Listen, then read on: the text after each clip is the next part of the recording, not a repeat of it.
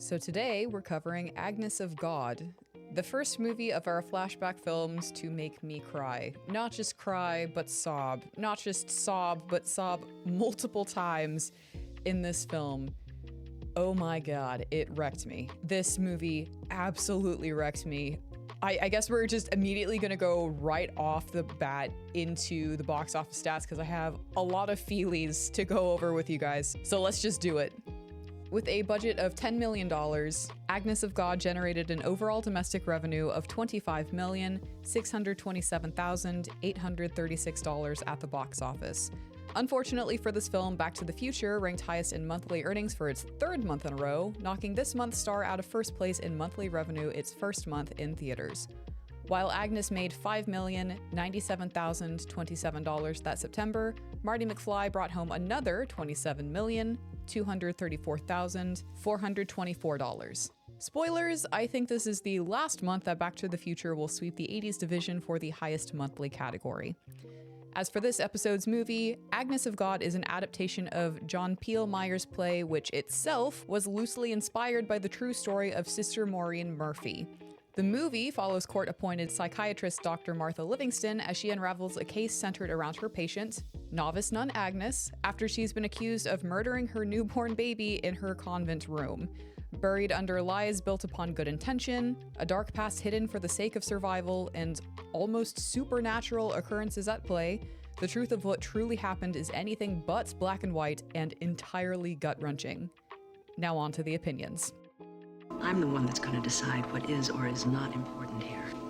So whenever I visited one of my local movie exchanges to get this film, the gentleman running the front desk, who's always there and is not an emotive person, lit up with such excitement whenever I asked if they by any chance had Agnes of God at that location and knew exactly where it was on the shelf.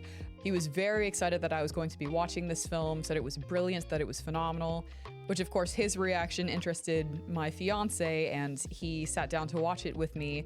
And I think it's safe to say that both of us were very affected by this film. The seller was not wrong. This was a brilliant film, a brutal film.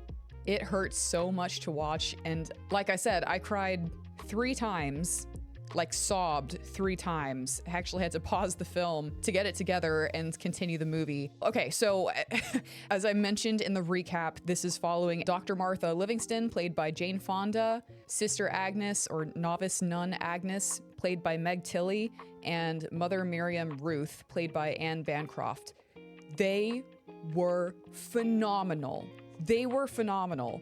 Meg Tilly was nominated for like Best Supporting Actress, I think in the Academy Awards. She didn't get it, and I'm so upset.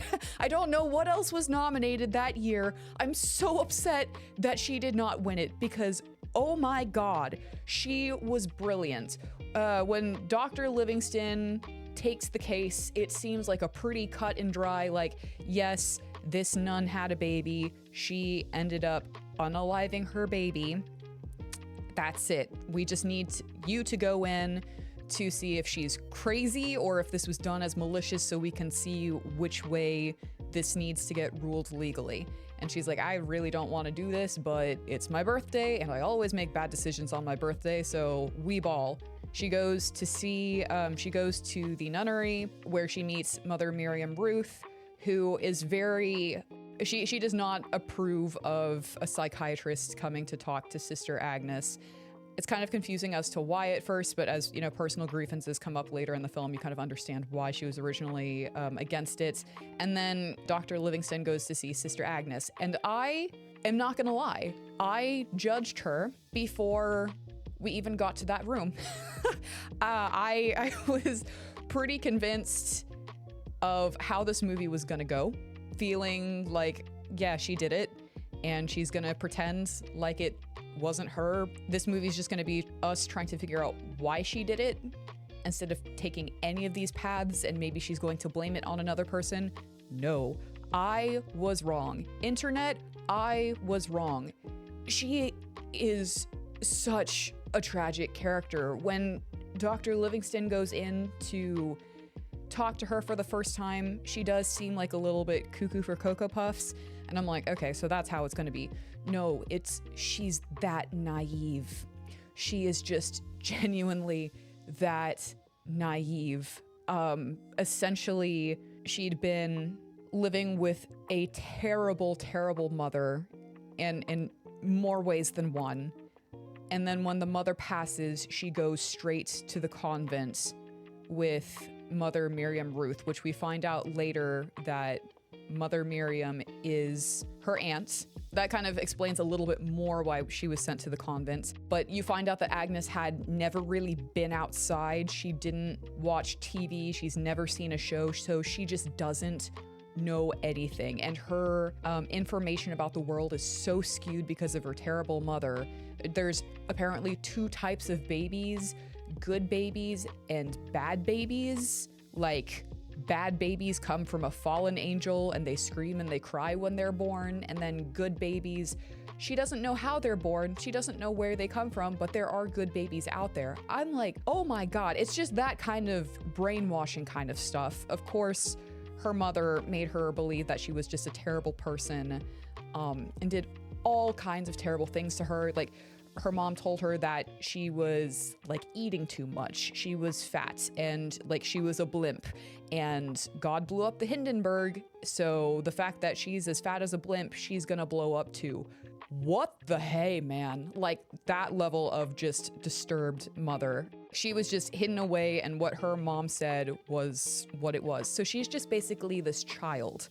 And she is also clearly messed up from all of that. Like, who wouldn't be? But I was questioning whether or not as well early on in the film if she was schizophrenic, and still am uncertain on that because she can hear at least two different people in her head, her dead mother and then the lady. We don't know who the lady is, but it's the lady versus her dead mother. And I essentially believe that it was just basically like the forces of evil, i.e. her dead mom, were grappling with the lady, the forces of good, you know, trying to protect her. Because it talks about how like her dead mom's like trying to pull her away, and like the lady is like hanging on to her ankles, telling her not to go. It's really disturbing imagery. Of course, it's just her talking, but she really like truly believes everything that she is saying, and she doesn't have a mean bone in her body. Like, whenever Dr. Livingston is like, have you ever loved a man? Because clearly she was pregnant. She's like, oh yes, I love everyone. Like, yes, I love Father Martineau, one of the priests there. I love everyone. I love you. And at first I was like, okay, she's avoiding the question. She was not. It quickly becomes apparent that she is just so naive. We never get an answer as to who the father is or like what really happened, but we do know that she has obscene guilt about it. It's not what I did is wrong and I'm learning to live with it. She just believes that she is messed up because of her mother, because of the church. I'm not saying that the church instilled these negative beliefs in here. What I'm saying is that her mom was so messed up and gave her this horrible foundation about how things actually work. And then the church is trying to teach her everything that is good. But some of these things happen to coincidentally align, like babies in the church aren't necessarily a good thing for a nun. You know, we're practicing abstinence, and her mom's over here preaching there are bad babies. You know, I could see how that would connect. So we've had a horrible foundation, which is actually making her misinterpret a lot of what the Bible teaches, and the nuns are just, you can see that they're so sad and frustrated that she doesn't get it as easily as everyone else does, because again, she's a child with a horrible, messed up foundation. Mother Miriam is so protective of her. And at first you think that it's just kind of like, you know, a psychiatrist is messing with the church. They're trying to remove her from God because they're not sure if she's going to get locked up because is it manslaughter or is it murder? Was it unintentional or was it intentional is what they are essentially trying to find out. And Mother Miriam just wants her to go away and leave Agnes with them, which of course, you know, just because Dr. Livingston leaves doesn't mean that Agnes gets to stay. It's just a whole mess. But of course, you find out that Mother Miriam has known that Sister Agnes has been pregnant the entire time. A lot of the nuns did not know that this was the case. And it makes sense. They even mentioned in it, like, Dr. Livingston is like, how did nobody else know that she was pregnant? And Mother Miriam goes, it would be so easy, and kind of gestures to her robes. She's like, she could carry a machine gun in here and nobody would know. And it's true, the robes are meant to kind of like hide the form, if you will, hide the body. And I still question whether or not Agnes truly believed that she was pregnant, because she keeps saying that she had like a stomach ache and she felt ill that evening, and she passed out, which she did pass out at one point during that evening. But like, you do question whether it was intentional, like she knew what she was doing, or if it wasn't intentional, or did somebody else do it? Like, Mother Miriam wants to protect her so badly. She does not want to believe that Agnes was with a man. When she's getting into an argument with Dr. Livingston, she goes so far as to say that, like, God gave her the ability to split cells in the womb so that way a baby could be born. Like, there was no canoodling with a man. Like, it just happened inside of her. No, it was not God. She did this herself. We don't know how, but it was possible because she's Agnes and Agnes is special. And then, you know, of course, Dr. Livingston calls her out, like, you are just, like, you love her so much that you are denying the fact that she was either voluntarily with someone or was involuntarily with someone, and that's not good. I know we don't want to believe it. Nobody wants to believe what's happening right now, but the fact of the matter is that it's very real. It's very horrible, no matter how you slice it. Like, we're talking about an unalive infant. And of course, like, as Dr. Livingston is spending time with Agnes, like, you can see this bond forming between the two of them. And I started really hoping that it wasn't Agnes. You know, I was really hoping that whenever there's a secret passageway, naturally there would be a secret passageway connecting the barn to the convent. I was really hoping that it was the father or something. I don't know. I was kind of with Mother Miriam. I did not want to blame Agnes. I did not want to believe that any of this was her fault. So much like Dr. Livingston, you end up also feeling very protective of Agnes. I know it sounds a little bit unbelievable. Again, I went in judging Agnes before, like, Dr. Livingston even set foot in her convent room, but like, she's just so sweet and innocent, and that is the whole tragedy of it, because she did do it. She did do it. It wasn't the father, it wasn't like a nun with a grudge, it was her. And she believed that in doing that to her baby, because it was a bad baby, the father did this thing to her, and so a bad baby was born, and she was like, so I'm just gonna put the baby to sleep and give it a chance. Her words. And of course, as she's confessing all of this in like a hypnotized state, because we also have to have hypnosis in this, it is horrible. And you also do kind of acknowledge at that point that that is the only way that she's going to be able to tell the truth, is that she really has tricked herself into believing, forced herself into believing that she cannot remember this incident, because the brain, the mind will do a lot of crazy things, right, to help you cope with trauma. A lot of crazy things. And again, she is a little bit messed up for that, clearly.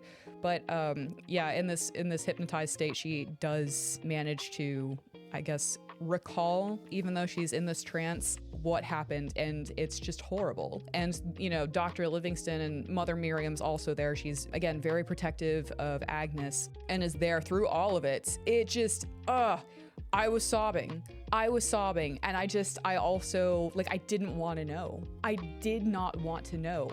They did an excellent job, excellent job. Like, this is one of those movies where I will sing its praises and admit how messed up it is, how much it made me cry. Like, I'm still trying to keep it together making this making this video, but I'm not sure I can recommend it to anyone, just because it is so dark and heavy and just straight up depressing, and it messes with you, man. It messes with your emotions a lot. Again, brilliant. I don't think I can recommend it. I don't think I can recommend it at all. I mean, clearly we're not dealing with the lightest of topics here, but oh my God, phenomenal movie. I am still reeling from it. Normally I will go either rewatch the movie if I've seen it again, or watch the movie for the first time, do a bit of research on it, and then go immediately into recording these episodes. And it's now been 2 days. I've had to sit on this one for 2 days. It was so good and I can't recommend it. This movie was, ignorance is not always bliss. Ignorance can be extremely dangerous. Naiveness can be extremely dangerous and or fatal.